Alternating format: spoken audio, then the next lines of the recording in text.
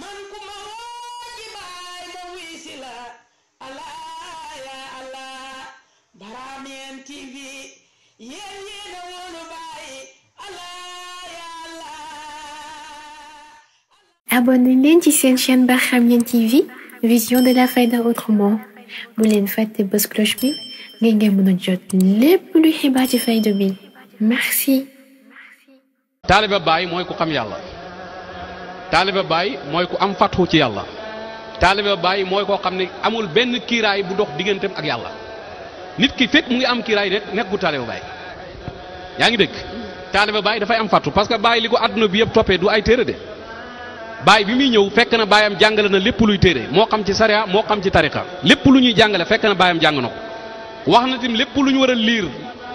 fekk naa sama baay bind na ko. waaye man liir naa ko waaye bàyyi li tax àdduna bi yëpp topp ko lu tax day surafaaw yi nii sëñ Baye Mar doon ko waxtaanee sànq. surafaawu Mauritanie yi nga xam ne sërif lañ ci deret di nit ñu tedd waaye di boromi xam-xam gën ñoo mokkal téere yi fii Sénégal nit ñi dañ daan jógee fii di dem Mauritanie pour uti xam-xam. surafaaw yooyu nga gis tey Nigéria gii ña fa topp Baye kenn du ci jaayil nga gis Soudan borom xam-xam yi fa gën a mag tey nekk taaliba Baye lan lañ topp Baye nga yaakaar ne téere Zahir yi la déedéet. leeru alquran bi ma la doon wax mooy maarifatu billahi loolu lañ toppee Cheikh Ibrahim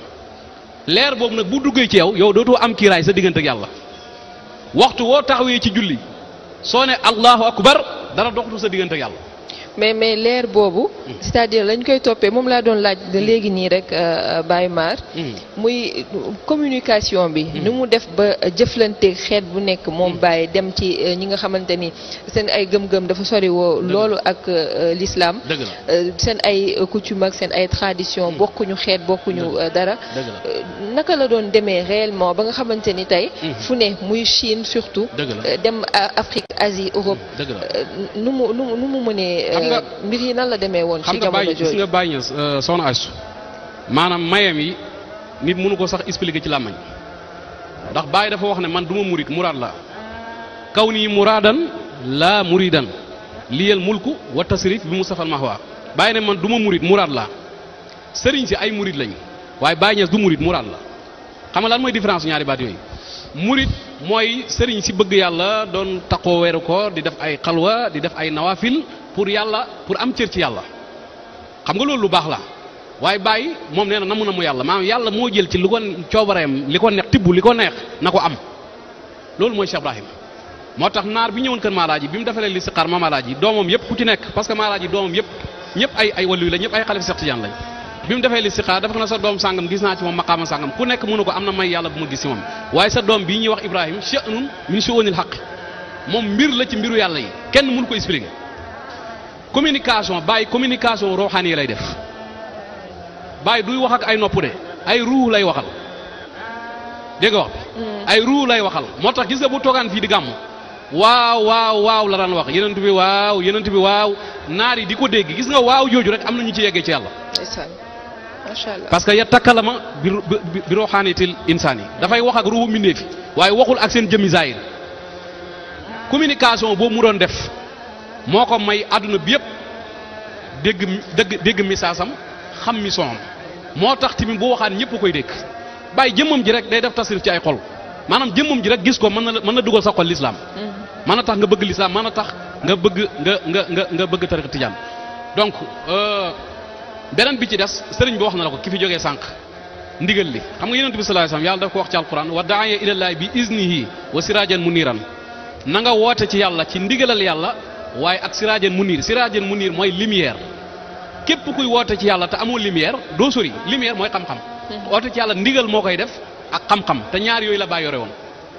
Baye Niass musul wàcc ci kaw lalam dem ci benn dëkk lu dul ne yonent bi sallallahu alayhi wasallam ci boppam moo ko wax naka jogal nga dem dëkk sàngam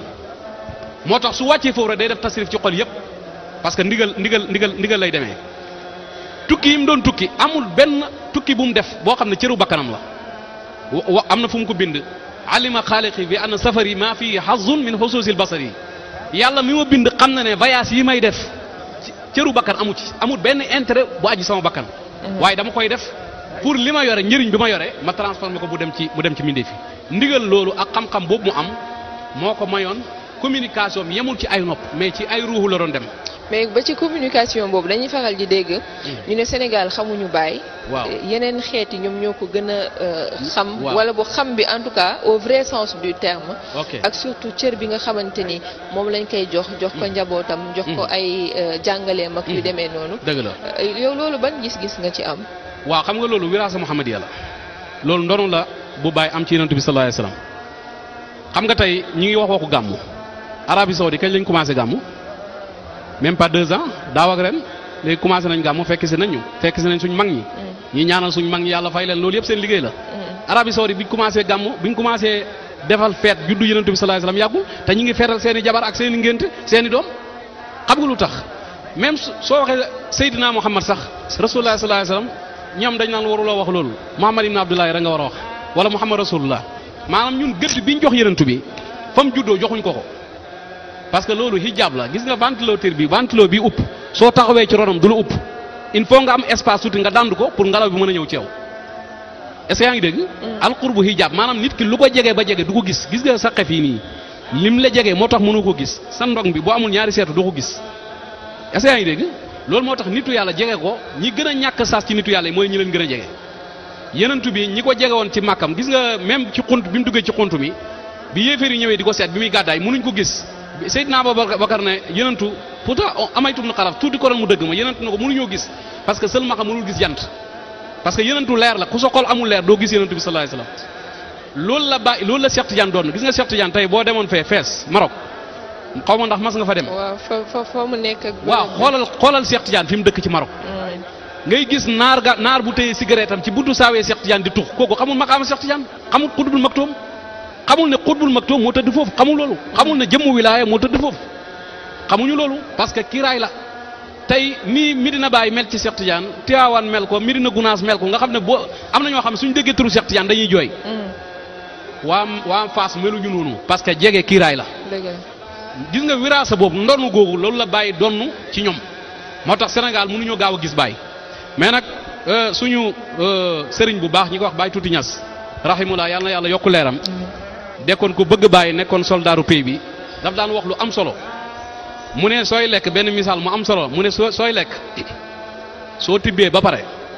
li nekk ci sa biir loxo bi doo ko surveiller maanaam li nekk ci biti doo ko li nekk ci biir loxo bi doo ko surveiller mais peppi ceeb bi ne ci biti moom ngay mar xam nga peppi ceeb bi ne ci biti su fekkee rëccuñ bi ne ci biir kenn waxaaliwu ko dégg nga misaal moomu maanaam nee na Baye soo gisee mu wër dem régler ci biti ba pare day leer na ñi ne ci biti nem ñoom la mbaal gi jàpp ñi ne ci biir duñu rëcc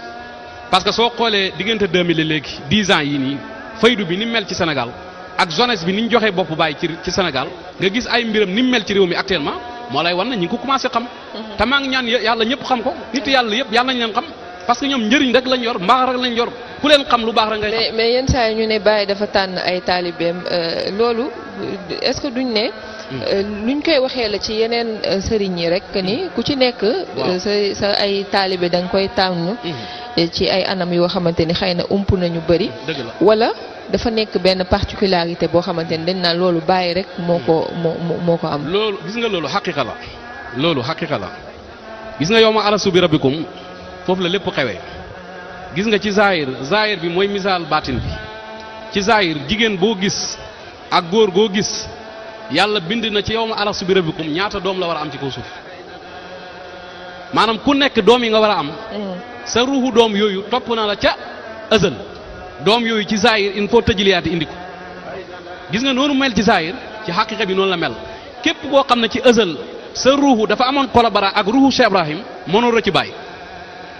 moo tax faydu bi mu tàkkee bees coow li bëri inkaar bi métti ñii di ngat Baye di ko wax lu nekk comme ni mu ko bindee moom ci boppam ramoom ni bil kufri wa tafasuqi wal junooni wa itqaalu fi tariqati maa laysa fii fa sabartu lillah wax nañ ma ne yéeféer laa wax nañ ma ne man kaacoor laa wax nañ ne maa yàq tariqa bi maa yàq diina ji mu ne ma muñ rek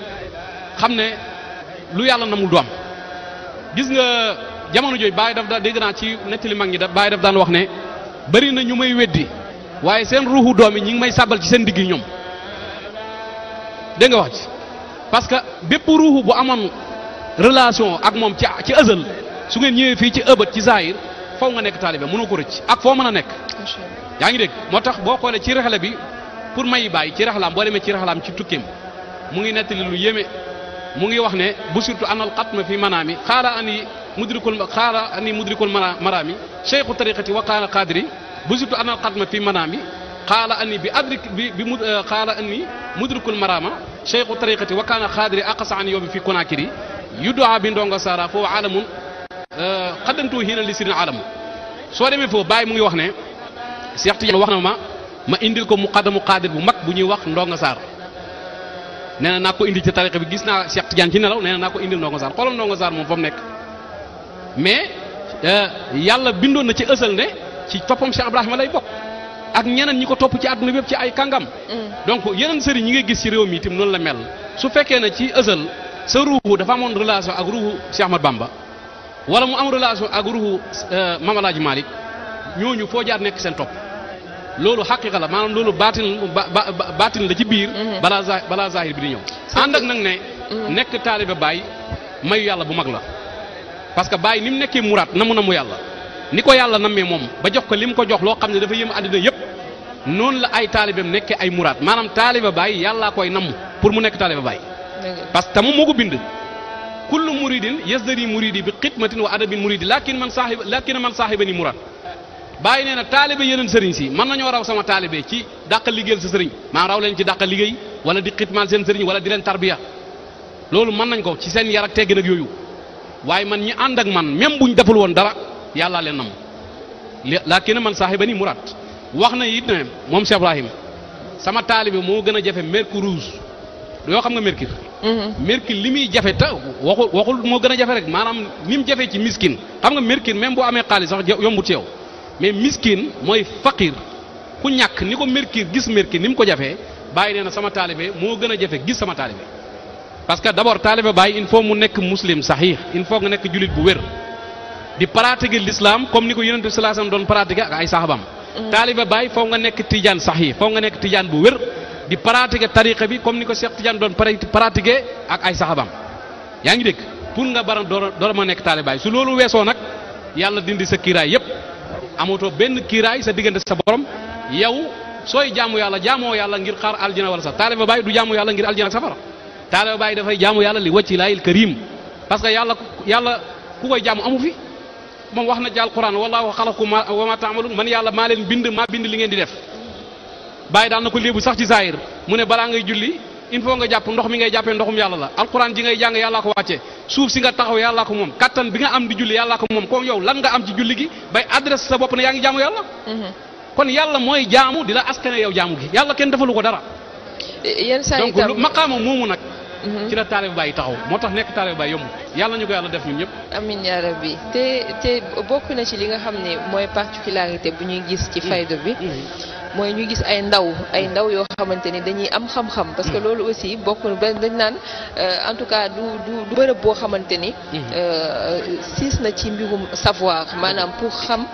dafay am loo xamante ni lu yaatu luñ lay tegal loo xamante ni boo ci dëppuwee rek yow fi nga bëgg a egg da nga fay egg ci ndaw yenn saa itam ñu ne loolu mën na doon arme boo xamante ni xëy na buñ ko jëlul en bon escient mën na nekk loo xamante ni après mën na indi ay jëye est-ce que déjà yow d'accord nga ci loolu le fait que ñuy jël ay xam-xam boo xamante ni ay wàllu kaamil lañ daan gis ñu def ko ci ndaw boo xamante ni en tout cas ndaw la ñu mënoon xaar ba ci kanam mën a am yooyu laaj nga laaj bu am solo gis nga Cheikh Ibrahim dafa soppi histoire Baay dafa soppi histoire ci zahir ak ci baatin ci zahir wax naa la sànq na ñun dañ daan génn réew mi uti xam-xam bu ñu daan uti xam-xam ci nit ñu weex ñi la ñuy dem dañuy dem Maroc wala ñu dem Caire Égypte wala ñu dem Mauritanie uti fa xam-xam léegi contraire bi moo am Baay dafa wëlbati affaire bi léegi naar yi ñoo ñëw fii sukk di wut xam-xam ci Baay te ñun ñu daan dem di wuti xam-xam kon soppi na histoire beneen histoire bi mu soppi bu njëkk liñ xamoon fii ci Sénégal balaa nga daan gis ne téye course di widd day fekk mu béjaaw wala mu yor ñaari jabar jàpp ñett dem ba xam ne yàlla iblis si boppam soxlaatu ko mu door a jublu yàlla est-ce que yaa ngi dégg tariqa bi balaa ci doon ni dem ijaasa dina am 50 ans 60 ans 70 ans waaw mag mu dem ba am 70 ans kooku lan la mën a indil Cheikh Tidiane ci tariqa bi kooku mënul daawa woote ci yàlla ndaw moo koy def gis nga lépp lu du ci yàlla kese même ci àddina ndaw moo yore avenir mais du mag wàllam jàll na moom li ko war rek mooy conseil ndaw est-ce que yaa ngi dégg yonent bi sallallahu boo xoolee ñi yàlla may yëpp ci seen génération ndaw yonent bi ko yàlla di yónni bi muy wax inni rasulullah ilaykum taxaw ci mbeddi màkk yi di wax man la yàlla yónni ma jëm ci mbindeef yi ñëpp nag kaabatal xalqi boobu 40 ans la am Seexu Tijaan radiyallahu anhu bi muy toog ci bopp wàllu yëpp nekk aynul wilaya nekk jëmm wilaya 46 ans la am Cheikh Ibrahim mii nga xam ne tey moo jommal àdduna bi muy wax ne fa qultu laa ilaha illa allah muhammadun arsalahu l ilahu fa faada minni sirruhu fala ahad yaxsuduni maa rafala samat ku ma jublu ma dagg sa kiraay sa diggante ak yàlla képp ku ma jox nga loxo Cheikh Tidiane bi muy wax loolu 29 ans la te loolu sax li nit ñi mën a dégg ci saayir rek la mais bàyyi gis nga bàyyi mayam dafa dépassé alam bii ñu nekk bàyyi li mu am mayam yi yàlla jox na ko fekk sax juddoogut te bind na ko nasaxtu taahiran maa qultu faqaran bal nataxtu shakiran maa qattu jaalasu safian wala ma asab si waa fuhuli qawmil ulama bàyyi na man dama sosu rek dama sosu set wicc laab ci zahir laab ci baatin aw moom benn hijab dégg nga mu ne waxuma ko ngir puukarewu dama koy wax ngir sant yàlla moo tax fu ngeen ma mas a gis même bi ma nekkee xale ponkal yi rek laay toogal du ma toogal xale yi bàyyi bi muy nekk jeune nekk kër maalaaji kuy borom xam-xam yi ponkal yi daan seeti maalaaji surafaaw yi ñoom lay toogal di discuter ak ñoom ci ay masala te loolu zahir la yaa ngi dégg wax na ne waqad tamma fati inda mahdi waqad anat jamiu rijalil xaybi taxta xadaay bàyyi ne bi may nekk ci berceau ci la sama fatu ci yàlla mat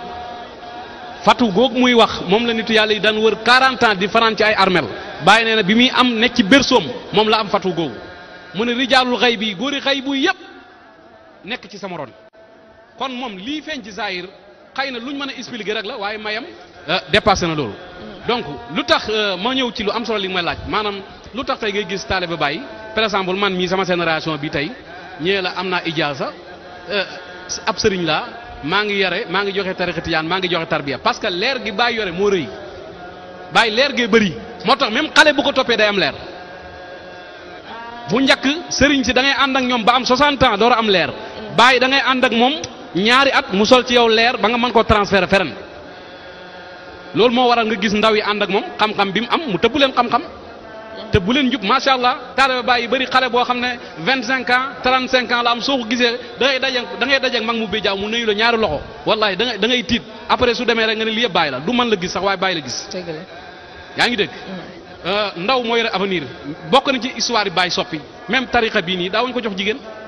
Baay bi muy feeñ booba tariqa tijaan góor ñi li ëpp góor ñi lañ ko daan jox waaye jigéen sax mais boo ñëwee fii Baay da ngay gis fi xale jigéen yoo xam ne 18 ans la ñu am ñoom ñëpp xam nañ yàlla kenn amatu ci kiiraay koo ci waxtaanal ci yàlla mu wax la loo ma sa dégg ci yàlla donc kon moom mayam gi dépendre ci ay góor dépendre ci jigéen waa am na fu ko wax na ne faydu bii dépendre ci góor man sama góor ñi góor lañ sama jigéen ñi góor lañ képp ku xas ba am fanaaw ci yàlla rek maqaama bu góor ñi taxaw nga ci même doomam mi jigéen ñi wax na leen ko yaa ayyuhal banaat zahim na ila nayla ala ama bil abdaani fala yéen sama doomi jigéen bu leen yaafus ngeen topp sañse yeeg wala ay or yeeg yooyu buuxu leen rëj laa ngeen rëj dajloo ak góor ñi ci maqaama yi kaw yi. kon parité bi ñuy wax tey xëy na beneen conception bu bees la rek. boo xamante ni bàyyi lancé na parité bu yàgg. loolu moo ko njëkk a lancé. maanaam moom boo déggee ñu ne solution la ci lépp bàyyi lépp loo gis ñu actuellement ñi koy dund wala ñuy wax lii war nañ ko def rek fekk na moom jiitu na ci yàgg na. bi muy jox cër jigéen kenn joxul cër jigéen. donc parce que loolu dara même benn dafa am ku ko bind leetar dafa am benn ay secret ci tariqa bi ñu tuddee maqasid soo tarbiya ba am fattu dañ la koy jox nga koy liggéey bokk na ci mbóoti gën a màgg ci tariqa bi ku xamul ismullahi azam duñ ko jox secret yooyu am ku laaj bàyyi na ko ndax mën nañ ko jox jigéen bàyyi na ko amal maqasidu fa xaswa arifin ma kullu majzubin bi zakal arifi bal man baqa badal fana wa salaka naju rasul haqi wa nafsa malak bàyyi na ko maqasid yi nga may laaj cëru aarif la te aarif boobu mën naa nekk góor mën naa nekk jigéen kon kum nekk cëram rek dañ ko jox dépendre ci góor képp ku am fanaaw ci yàlla jeex ci yàlla takk soobu ci naaja rasulil haqi mooy daf baqaaw ci yenentu bi rasulil haqi yenentu bi sallallahu alayhi wasallam bàyyi na ne mérito nañu jox maqasid yooyu kon kooku bi muy tracé parité boobu assemblée amagul. dëgg la xëy na beneen dégg-dégg lañ ci am ci jamono yi ñu nekk nga xam ne dañ ko mën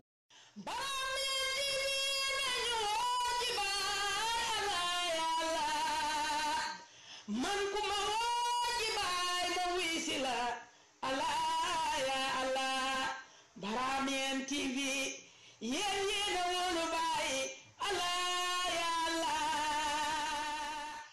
abonné leen ci seen chaîne Barhamiennes TV vision de la Fayda autrement bu leen fàtte bës cloche bi ngeen mën a jot lépp luy xibaar ci Fayda bi merci.